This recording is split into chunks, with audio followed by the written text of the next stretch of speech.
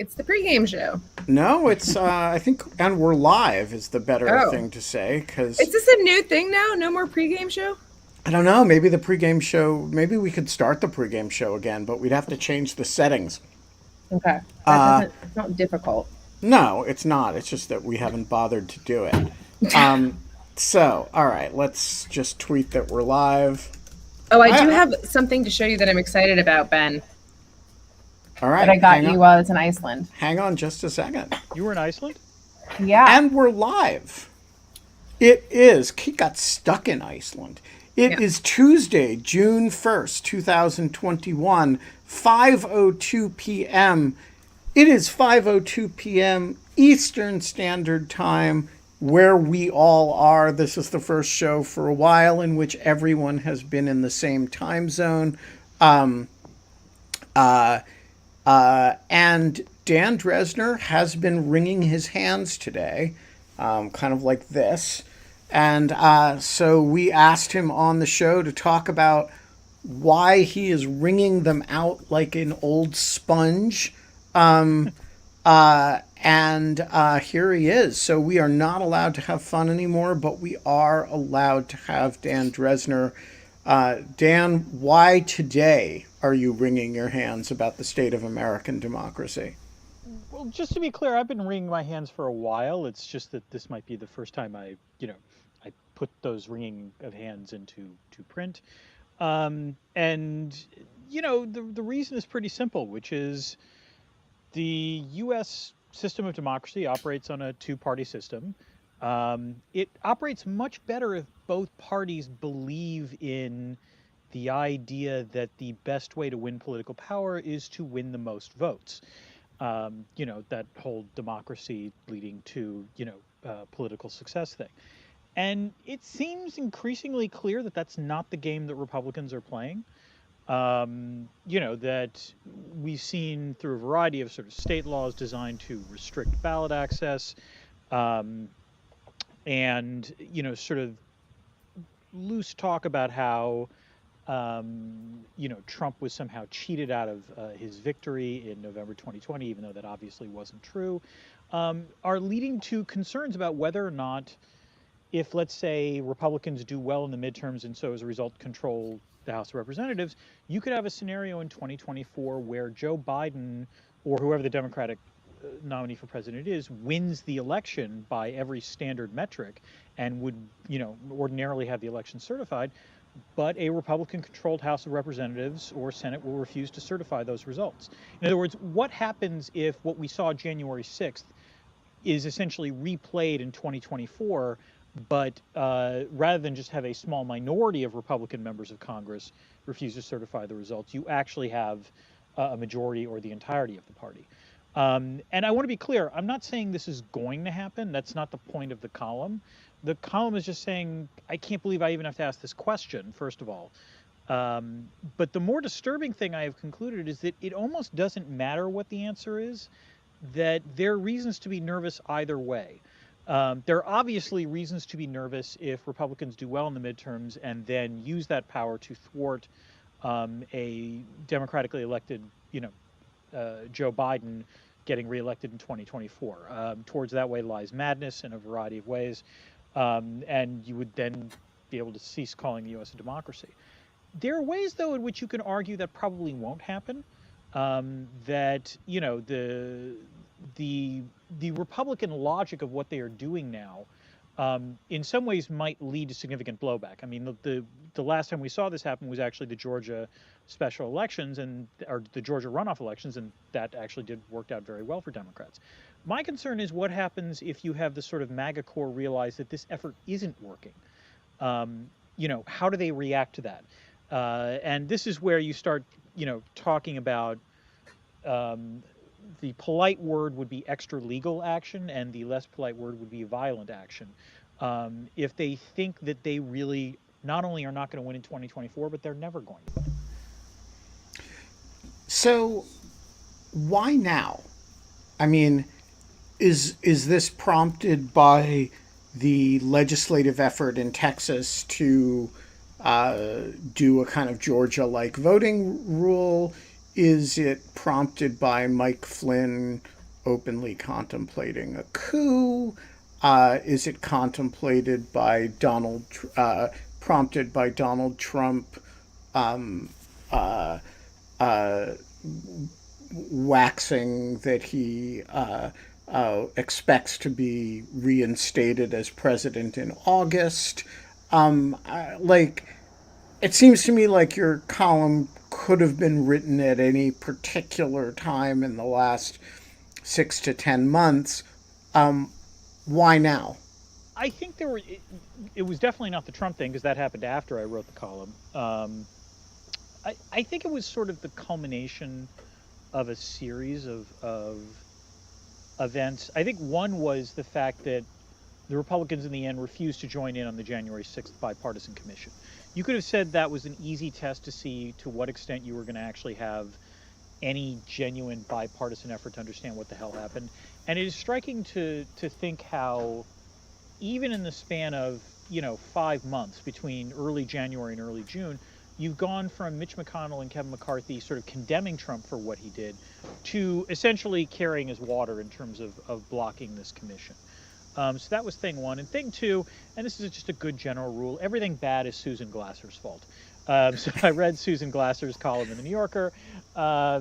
She's been doing yeoman work on this in her column every week.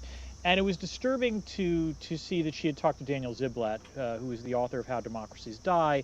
And Ziblatt saying we're in a worse situation than I was expecting was sort of one of those moments that hit home and said, okay, I should probably write about this now. But I want to stress that in some ways this has been a low-grade worry for like the last month or so. But like every data point that comes in on this is one that is worrying. And then it was the realization that, but that said, I was still reluctant to write about it because there are arguments to be made to say that Democrats will actually do better than you would expect during the midterms, and that Biden will probably be reelected in 2024, and that there are ways in which Joe Biden has really been the GOP's kryptonite when it comes to sort of coping with or running their sort of standard political playbook. So I don't want to say, oh, we're all doomed, but I will say that my concern is that if Republicans don't do as well as expected in 2022, I guarantee you there's going to be a lot of loose talk about how the election was rigged again. Okay. Sorry, Ben, do you have a direct follow-up? No, go ahead. So I think that, okay, so I have a few questions. One, I feel like this isn't new. Everyone has been saying democracy has been dying in the United States for the past, every time the election doesn't go in the way they want, but in particular in the past 5 years of the Trump presidency, this is the end of democracy. This is a kleptocracy. This is all of these other things. And so I want to kind of be really specific. When you say this is the end of democracy, or this is not. Sorry. Just to be clear, yes. But Wait, say that again, Dan. I had you muted. I didn't say it was the end of democracy. I am worried about that prospect. I'm not saying that, but yeah, keep going. But are you worried specifically about democracy of the rise? And it seems like you are, because I'm your article talks about kind of I loved the line, the counter majoritarian. It turns out I'll find the exact line. You say it turns out that in the United States, a party led by a demagogue inspires more counter mobilization than anyone thought. Because I think that is kind of a really interesting. I think that's the nub of kind of the argument is there is an alternative group that is going to use democracy to meet their ends, and they will win, and we don't like them. And that is one type of unpleasant outcome of democracy, but not the end of democracy. If that group refuses to abide by elections or the rule of law, and instead, as you say, there's been a surge in gun purchases, there's been all of this other, that there's an actual coup or violent insurrection continues, then that really would be the actual so I'm just trying to kind of separate out kind of these ideas, if that makes sense. The idea that we don't like what democracy is giving us, and it gives us very imperfect and flawed leaders, or it gives us like a complete actual like end of an electoral election system and a democratic system.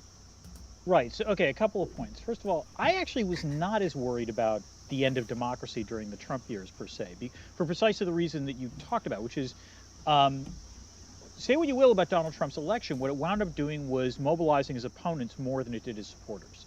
So as a result, in the 4 years that Trump was president, the GOP lost every organ of power. They lost the Senate, they lost the House, and then they lost the presidency. That to me is democracy working. That is how it should work. If you have a president who's that incompetent at governing, there should be consequences. What worries me is what has happened since he's lost. And in some ways, it's at odds with how traditionally political parties respond to these kinds of losses. Or, let me put it this way. If you had flipped the script, and in some ways you can say that this happened, if the Democrats had lost lost the Senate, lost the House, lost the presidency, I think it would be safe to say they would have done some navel gazing in terms of trying to figure out what happened. And again, in theory, this is the benefit of democracy, that if you lose, you have to sort of rebuild yourself and figure out what you did wrong in order to improve. That's not what the Republicans have done since November of 2020. Indeed, they've done the exact opposite, to the point where you had a president calling essentially for an extra legal response to what happened on January the 6th.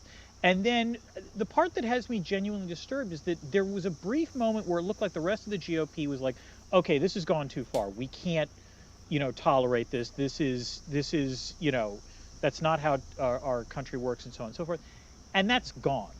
That essentially the Republican Party en masse now backs the sort of Trump line when it comes to the election. And the problem with that is that, first of all, I don't think it will necessarily help them all that much in 2022, but even in a standard sort of midterm situation, they wind up controlling, the House in all likelihood.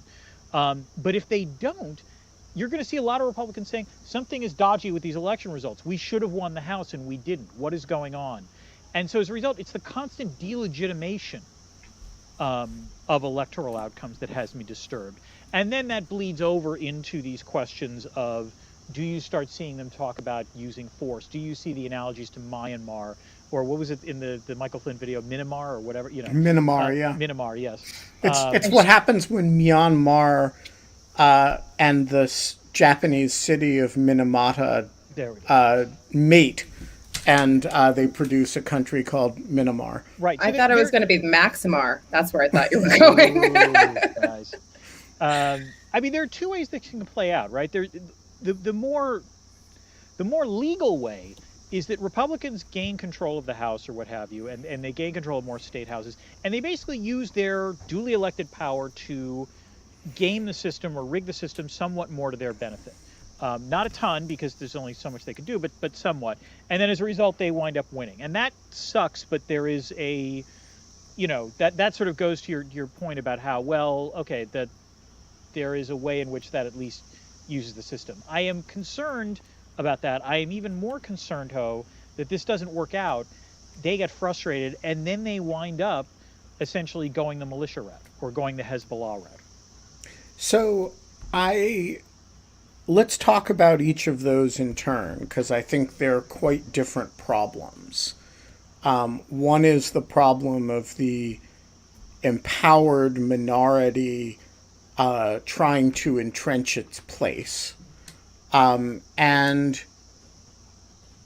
think the Trump years gave us good reason for optimism that we actually are pretty good at dealing with that problem. Mm-hmm. But there are a few factors so I share your concern about this. I think it's a very real possibility. But I also think there are some tools that we have available for 2022 that people are not thinking about enough. So one of them is the likely activity of the Civil Rights Division of the Justice Department.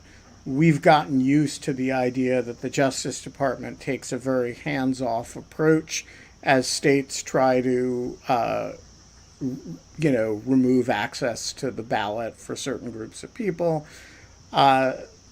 You could imagine the Justice Department taking a much more aggressive posture, particularly under current leadership. The second is that you have to discourage more voters than you energize in order for this to be effective. Right. And I have not seen a lot of evidence in the states that are, for example, in Georgia and Texas, that voter suppression efforts they're certainly successful in certain marginal respects, but the question is whether they have greater positive effectiveness from the point of view of the suppressor than they do negatively energizing the target population. And so I guess my question in your political scientist capacity is, what's the data on that? I mean, if you make it harder for people to vote in Texas, but you don't make it impossible. You're not saying, unless you're a white male with a certain amount of land, you can't vote. You just have a few more hoops to jump through. What's the evidence that you actually prevent more people from voting than you piss off and they make sure that they're wearing their hoop jumping shoes? So I'm going to preface this by making a point that my son made over Memorial Day weekend when we were talking about politics in the family, where he looked at me and said, "Wait, don't you study international relations? You study international relations. What do you know about American politics?" I love my son. And so to point out, this is not my area of expertise. The political science literature, though, as I understand it, suggests basically what you said, which is these sorts of moves affect things in the very small margins, but not necessarily, all that much. Now, that said, it is also worth remembering that in the 2020 election, there were a number of states where you had a very small margin between the winner and the loser. Arizona, Georgia, Wisconsin, what have you. And so these things on the margins can matter.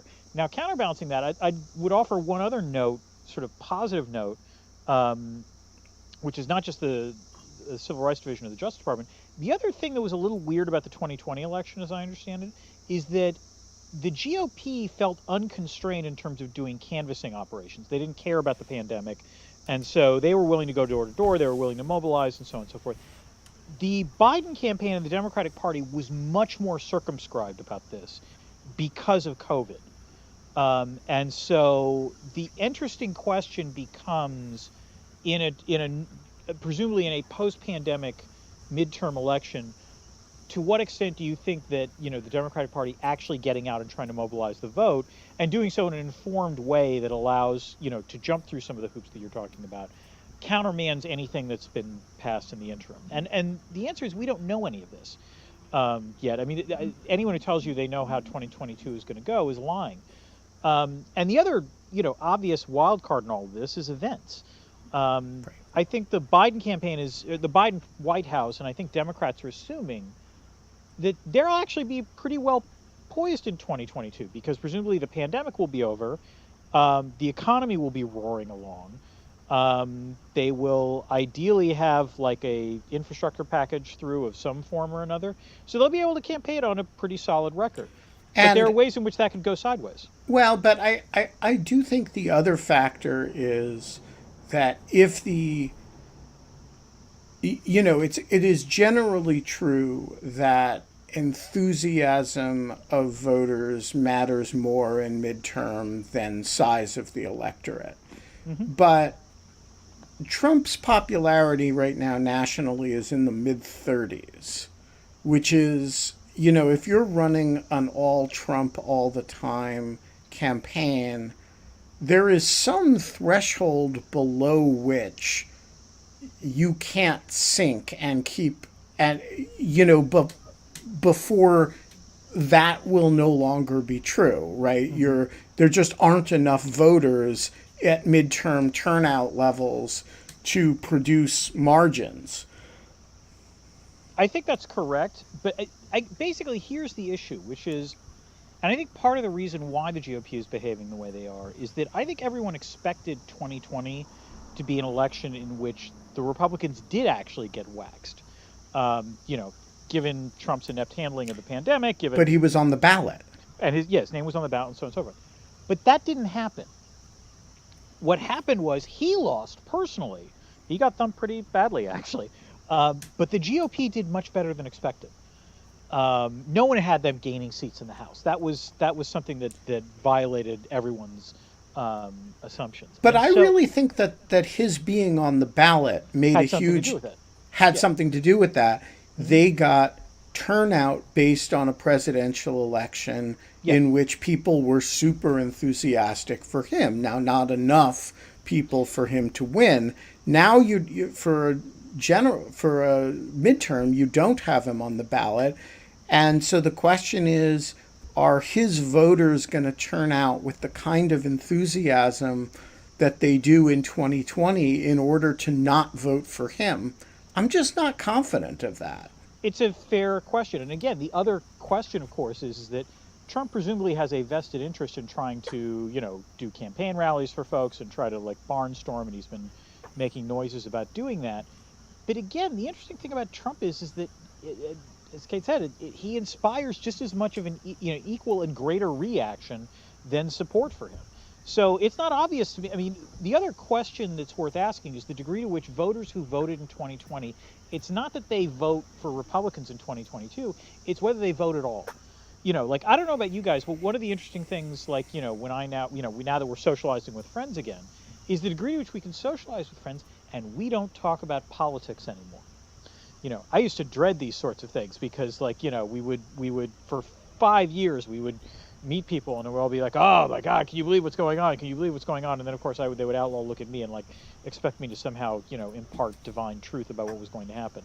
Not that I knew it. It was just that, and it's been so nice not to have to talk about that stuff. But then the question becomes, does that mean these people don't vote because they're not paying attention and they're tuned out and so forth? And the Trump supporters, were still energized and activated and vote. And we don't know the answers to these questions. These are legitimate questions. The normal rules of politics would say the party out of power should gain seats. That's normally how it works. There are a couple of exceptions, but they're weird exceptions, namely 98 and 2002. But this is also a weird moment, so we don't know how it's going to play out this time. And anyone who tells you they do know how it's going to play out is lying. Kate, you have a stern look on your face. Well, I'm just thinking, I'm just kind of contemplating,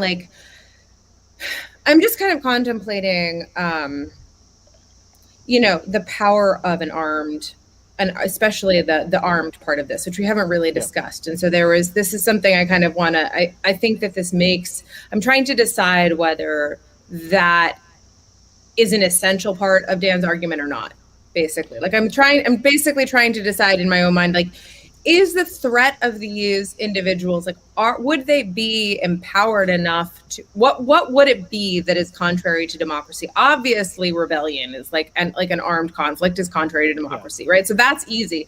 But if they weren't going to do something like that, if they weren't going to be armed, if this wasn't going to be what January 6th was again, if it doesn't go in that direction, are there other ways to dismantle an electoral system or an election system or even a system of voting or basic democracy that falls short of armed conflict? So is this actually worse or happening because there are so many more guns in the hands of Trump supporters and the country in general? Or is that a necessary part, if not sufficient part for this to be, it's not sufficient, but a necessary part of this to be true?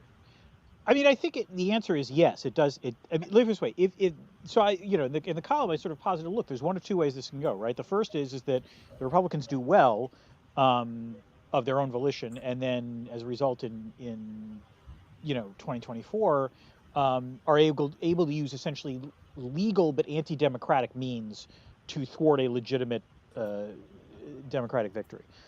But the other alternative, the other branch path is that they don't do as well as anyone expected.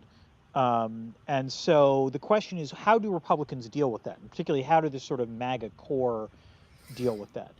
And if the answer is that they grumble a lot, they claim it's an illegitimate election, maybe they like occasionally like have pathetic sort of huddles outside of state houses, but it doesn't amount to much, that's a win for democracy. I am perfectly happy with that outcome, because it means that in the end they on some level accept that the results are what they are and they can't do anything about them. And so I would be fine. I would be delighted. That would actually be the best case scenario. What I am not sure of is whether that's the actual scenario that'll happen.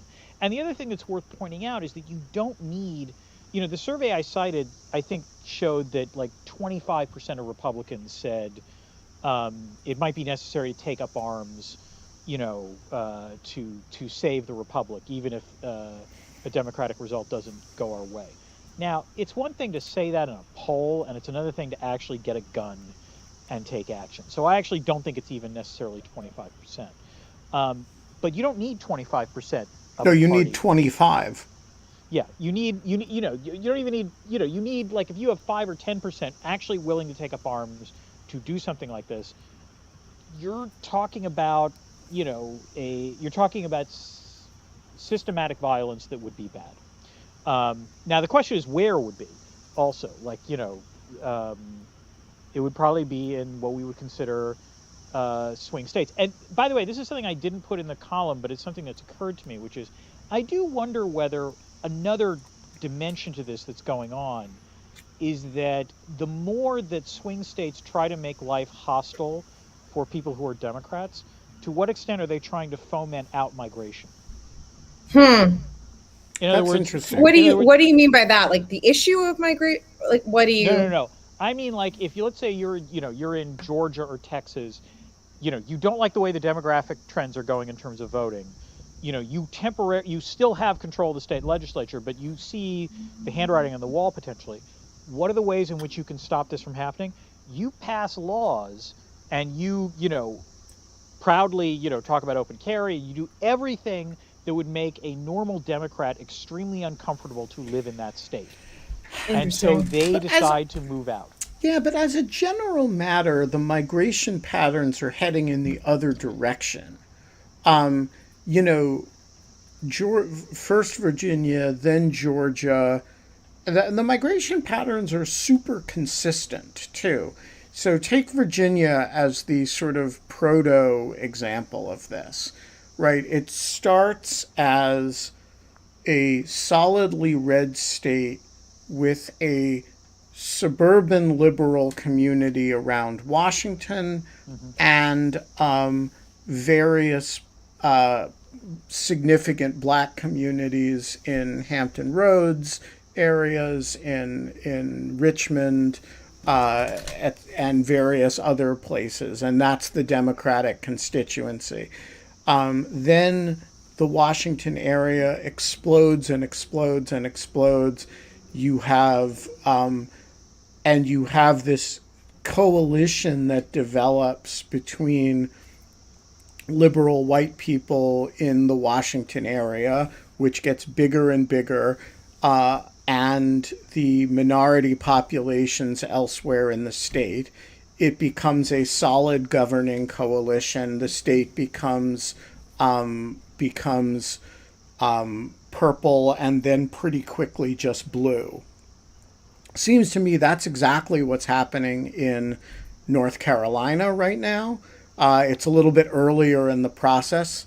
And, the demographic change in the state is the injection of liberal white people. It's also what's happening in Georgia. And so these are states that never had enough black voters to govern the state. And so if you make the line, if and this is still the case in South Carolina, right? There are basically very few white Democrats, and so you have a 65-35 population that's pretty racially divided. The Democratic Party is very black. The Republican Party is very white. Mix that up just a little bit, like in Georgia, in North Carolina, in Virginia, and all of a sudden you have a plausible statewide Democratic Party. And so I look at that and I say, first of all, multiracial coalitions in this country do better than single, like in the long run, they're where things are going to be. And so it's a very attractive model from my point of view. But secondly, how are you going to persuade the white people in Research Triangle to out migrate from North Carolina, or all those rich suburban wealthy, relatively wealthy people in Georgia in Atlanta suburbs to like, where are you like, how are you going to get rid of them? They're the economic engine of the state. I think one of the more fascinating aspects of this from the states that are doing this is they don't care about the economic repercussions. I mean, think about Ron DeSantis in Florida with the cruise ship restrictions on COVID, basically blocking the vaccine thing. Now, it's possible that what you're seeing is Republicans doing this because they know in the end the courts will overrule them, and so it allows them to engage in irresponsible identity governance, which rallies their base, but in the end doesn't actually have any real effect because eventually the courts will overturn them.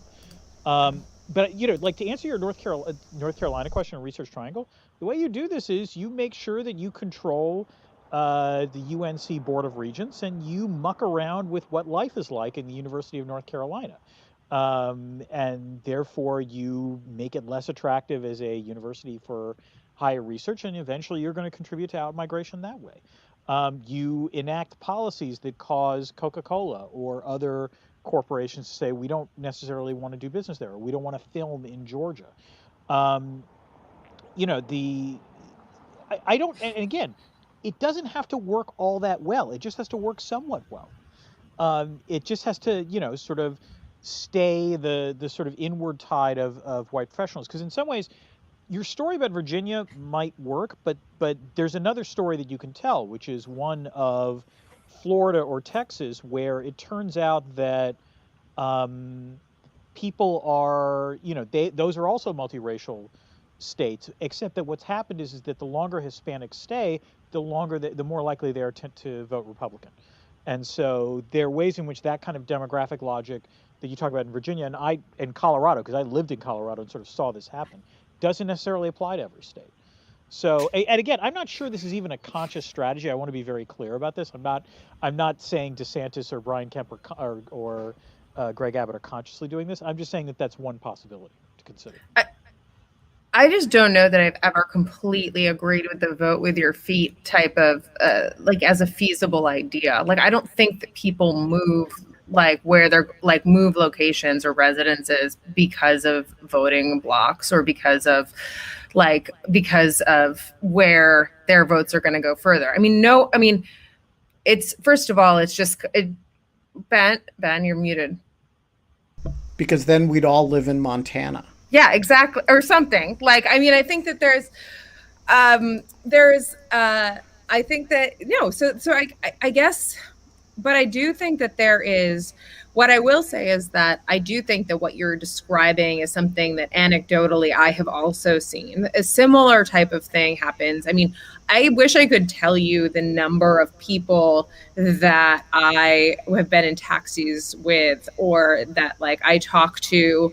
I mean, it's probably in the couple of dozens at this point, but that are immigrants or first generation people, young and old and all types of things. And we're kind of like entranced by Trump and like kind of like we're into like, I don't really see why he's that bad, like that are actually come from socially conservative parts of the world and are not in line with like the progressive Democratic agenda and feel more kind of even, feel like in fact, like kind of some of I think that some of the ways that he governed are familiar to obviously places like Brazil and India. But the thing that I was just going to say was that I just think that that's the thing that you mentioned about consumer boycott or private industries having this massive stranglehold on electoral politics is, I think, actually really, really crazy. And feels like a different type of anti-democratic threat than the armed conflict threat, and one that is like much sneakier than like staging a coup with a gun. I feel like there's, deciding not to put your money Kate into, endorses coups. No, right here on In Lieu of Fun. Oh, come you on. saw it, people. That is not what I said. First, it was Mike Flynn calling for a coup. Then it was Sidney Powell. Then it was Kate Klonick right here. The chew, Ben. Kate, I will testify on your behalf. Okay, thanks, Dan. You said first that I didn't say that at all. I love boycotts. I think they're pretty effective, actually, and they're. But boycotts are different than what's happening. Boycotts are people not buying Coca-Cola products. They are not Coca-Cola PR deciding to make an aggressive stand of not marketing or investing money in a certain state or jurisdiction, because that is a different thing. There is boycotts are more democratic than that. Boycotts are individuals exercising the power of their dollar. I don't know. I mean, people, Brian Kemp does some crazy stuff on voting rights, and one of his constituents that he should have to think about whether he's going to piss off is Coca-Cola, which has to market to people all over the country who may have completely different attitudes and who may get pissed off. And, that they're a constituent like anybody else. And I think it's good that companies have national and international interests, so that when governors do things like that, there's a pushback level that they can't ignore because they control a lot of money. I actually think it's a real effect, and it's largely a positive one. Corporations are constituents too, almost like people. You heard it here first, everyone. Ben Wittes thinks that corporations are people too. And so does everyone else, since we acknowledge that they have, that newspapers have First Amendment rights to publish things. I don't hear a lot of people objecting to the idea that corporations are people under those circumstances. David Botts, the floor is yours in this increasingly knockdown, drag-out brawl between Kate and me. Whose side are you on? I will believe that corporations are people when I can put a corporation into jail.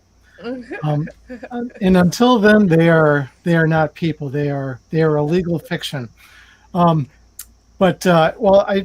Unfortunately, I don't. Dan is not here to see. He's coming back. I'm trying to help him out with his book, which is a COVID test that I finally got, and there's a train for Ben. Lovely. Oh, Dan is now gone. Oh, we scared him off. All this he just this corporate texted us shutdown, which so he'll be back. What's on your mind, other than the toddler in chief? Indeed, I'm interested in your all's opinion. What should we make of Ms. Maggie Haberman? Is she an innocent pawn, or is she an enabler for the former? Why not both? I don't want to be harsh. I want to defend. I don't know what to think. So first of all, Maggie Haberman and I are not friends. I mean, we've met a few times. I don't know her well. I do want to defend what she does.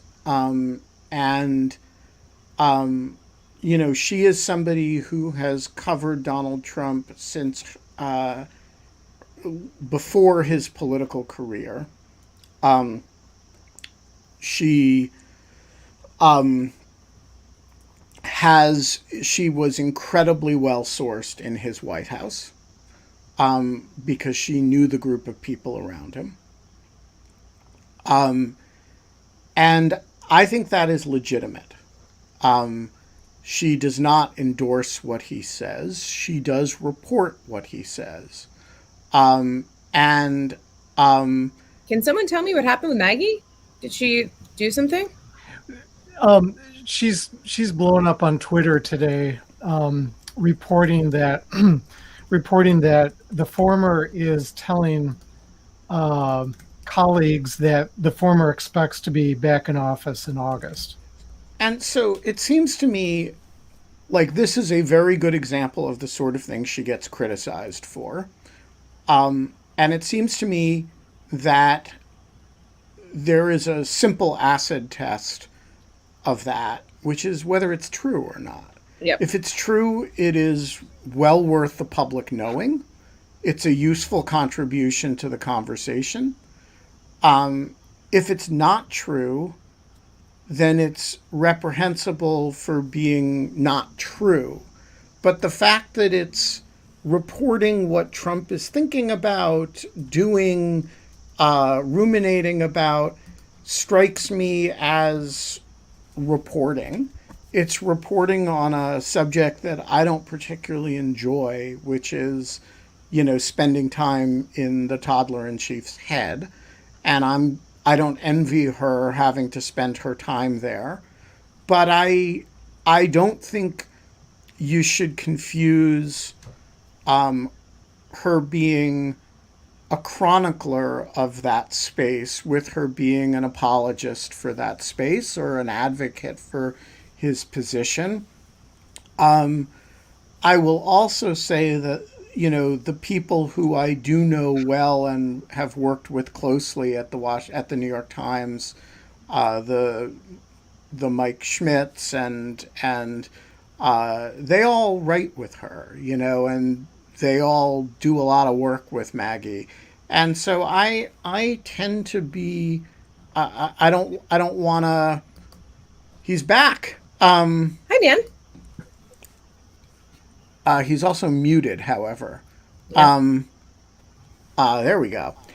So I don't want to rag on her. I think she performs a useful service, and I think it's probably a very hard job that she does. So that's my basic view of it. Uh-oh. I will say, so... Lost Dan again. Yeah. I will say that in general, I am very much not a fan of dragging, unless it is clearly unethical in some way. I think that some of contacting people's children who are underage or kind of trying to solicit information or that type of thing. I think that is over the line. Any type of journalist, the basic journalistic ethics, saying that you're on background and then reporting everything, violating recording consent laws or things like that.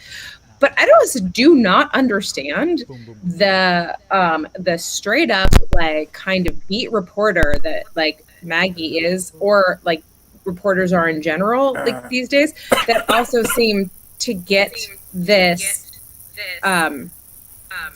Sorry, I'm getting an echo. Yep, I'm gonna mute Dan. Okay. You can hear. But also seem to kind of have this. I feel okay. So for example, Evelyn Duick getting dragged for reporting on an embargoed story. It was just, those are the exact rules of journalism. That is how you report things well and write about them well.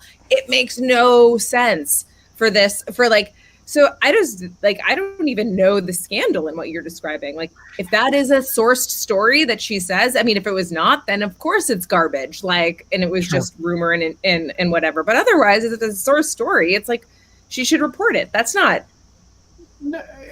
I appreciate that, and I appreciate the discussion because it's trying to help me think of more, I'll say, critical questions. But I'll tell you, a lot of folks on the left they're just really dragging Maggie hard. No, Why? Because I because know like they she's like are. feeding into it.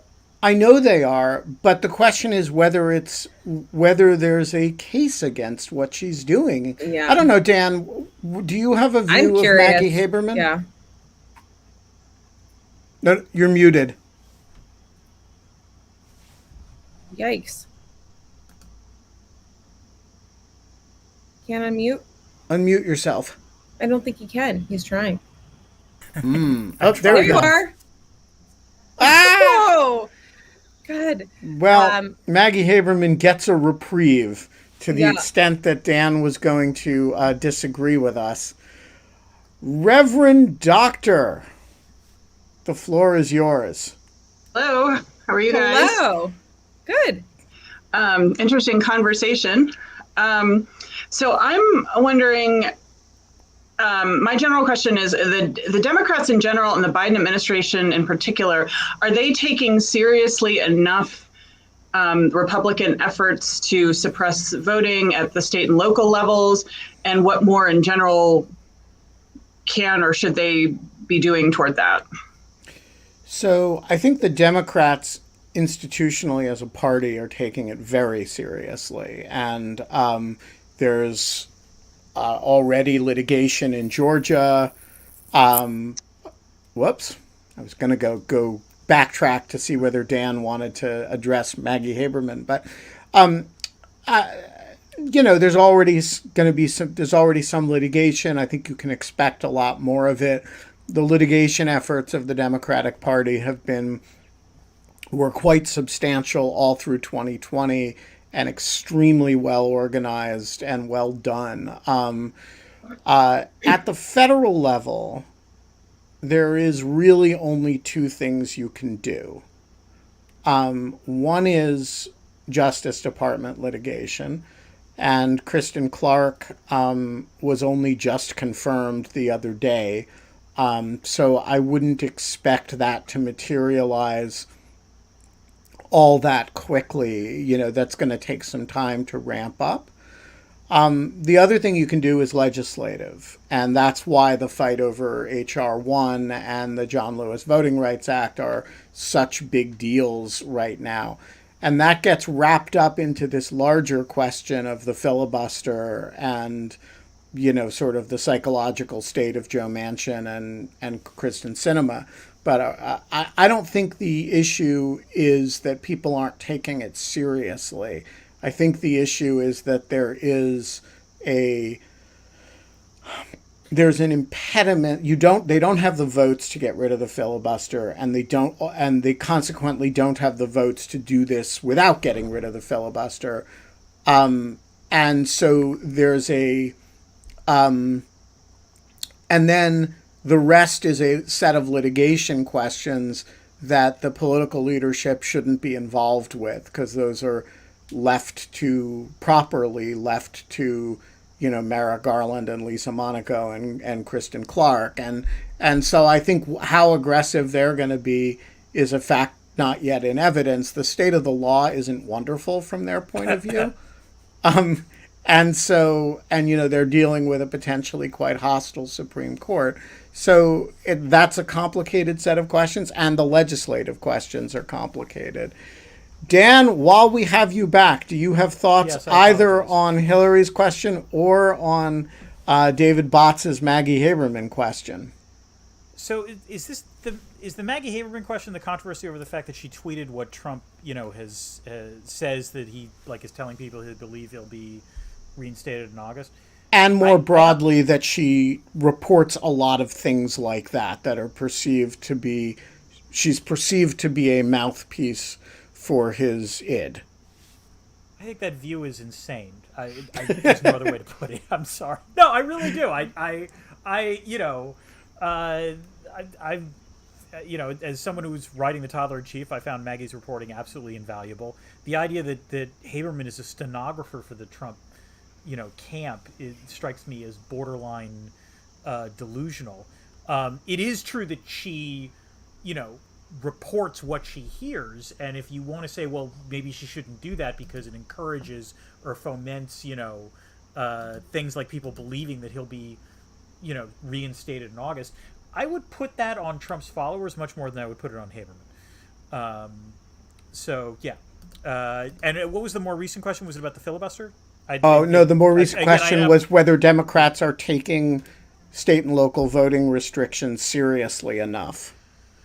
That's a valid question, and it is one. I mean, I think Ron Brownstein wrote a great piece in the Atlantic, the one that I quoted in or referenced in my column, that suggests that the answer is, I don't know if national Democrats are. I think the Biden White House is understandably concerned about whether Biden's going to get reelected. And their view seems to be that most of these local restrictions, in some ways, they're taking Kate's position, which is that this isn't actually going to have all that much of an effect. And they might very well be right about that, but part of what I'm worried about, and I don't like using this logic usually, but it's the slippery slope one of, by passing these restrictions, are you going to then see additional restrictions, going forward? In other words, does this pave the way for additional ways to somehow restrict ballot access? And the very fact that Republicans can now talk about this using the ostensibly neutral language of ballot integrity really concerns me, because, again, that's a bullshit claim. Yeah, I really think we need to reclaim the term ballot integrity in a kind of to make it mean that people who are entitled to get them. Right. Right. Especially since, as I understand it, the only people who actually committed ballot fraud in 2020 were Republicans trying to stuff the ballot box for Trump. So, I don't want that to happen. So, yeah.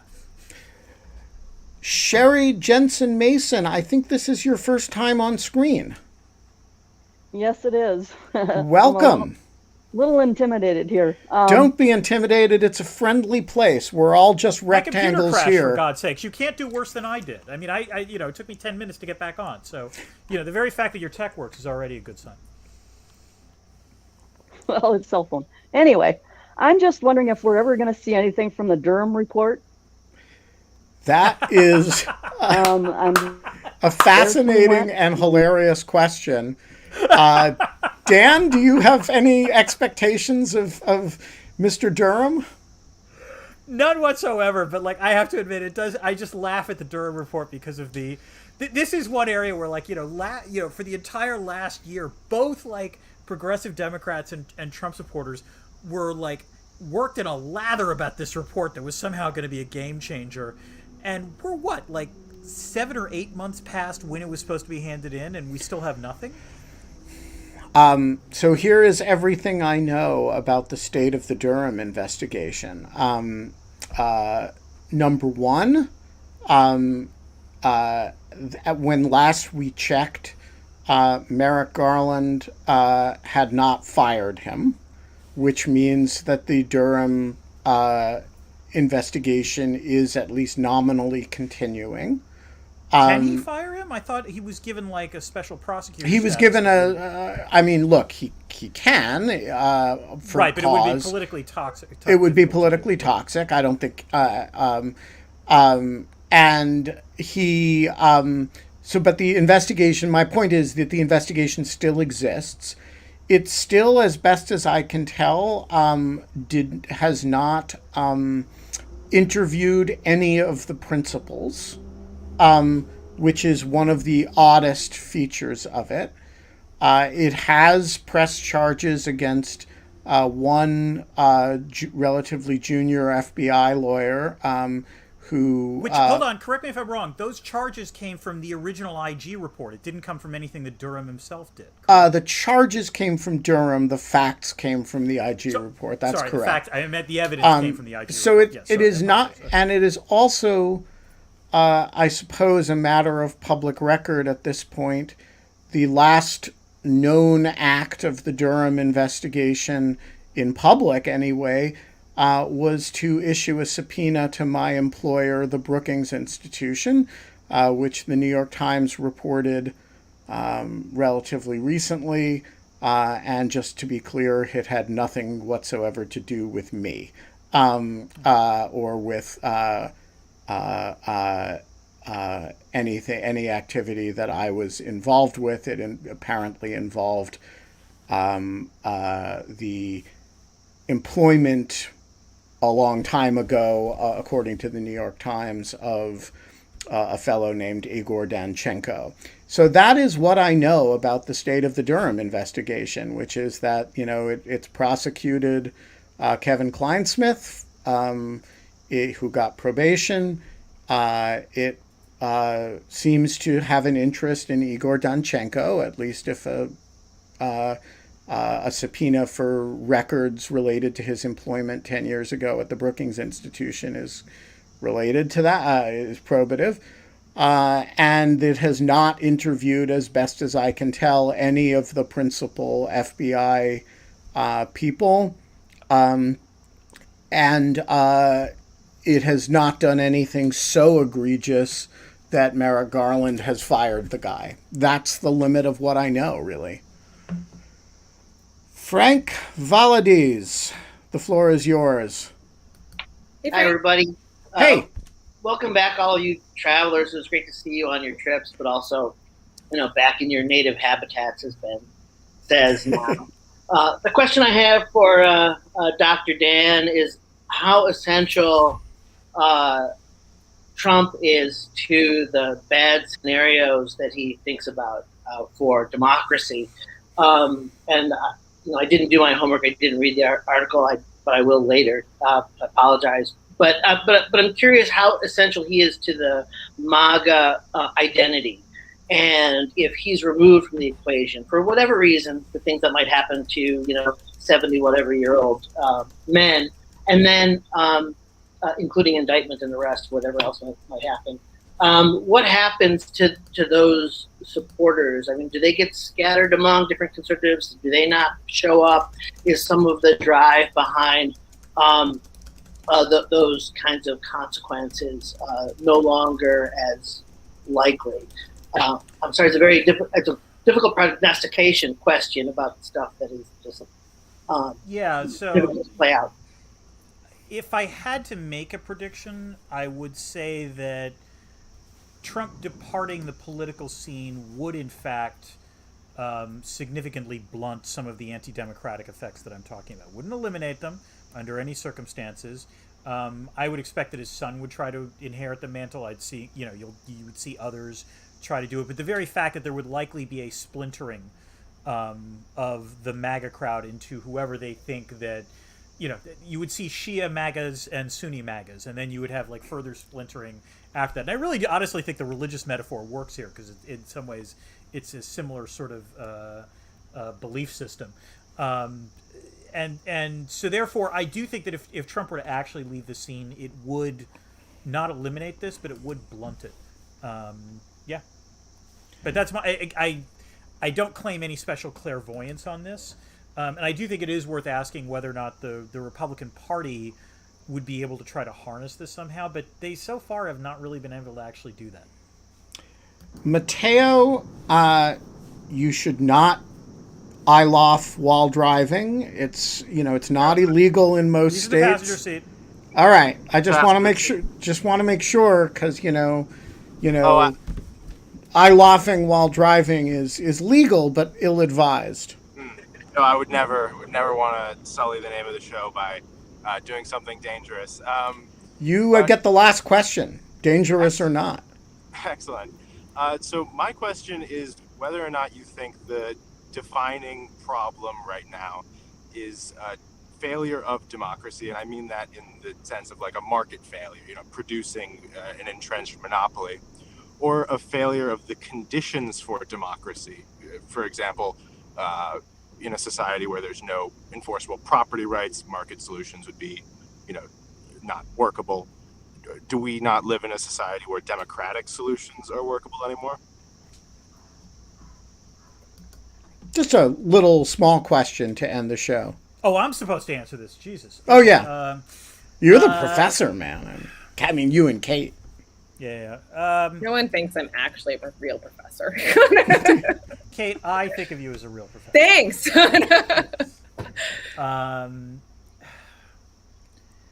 I guess I would say that in the end, the problem lies less with the institutions and more with the people. in that sense, it's the conditions for the market, which is to say that if you have, 40% of the country that is willing to, endorse it or back to the hilt an illiberal leader, that's a problem. If you have 25% of a party saying, yes, you know what, I think force is going to be worth doing, rather than, than accepting the results of an election, that's a problem. If you have, to a much lesser degree of a problem, but if you have people on the left, vilifying Joe Manchin for him not, glomming onto the progressive agenda without realizing that in lieu of Joe Manchin, you have Republican control of the Senate, that's a small problem. And so, I do think that in the end, this is an instance in which the sort of divergent preferences of the American people and the increased polarization of the country means that the institutions that we ordinarily would have expected to, to ameliorate these kinds of tensions and to mediate between them, don't have that capacity. So it turns out that these things can work, but they only work if you assume that the American people have sort of, a sort of nice bell-shaped distribution of preferences in which most people are in the center, and that's not necessarily the way that the country looks right now, and that's a problem. We are going to leave it there.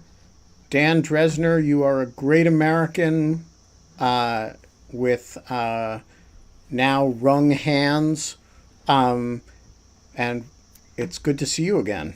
Yeah, this was a really fun conversation. I always love discussing the end of everything I hold dear. We will be back tomorrow with another hand wringer, Charlie Sykes of the Bulwark podcast, who will wring his hands. I think we're going to just call each episode this week. So, guest name. The wringing of hands. Yeah. Yes. Gnashing of teeth. That'll be 22 hours and 57 minutes from now. And until then, Kate? We don't have fun anymore, but we can wring our hands.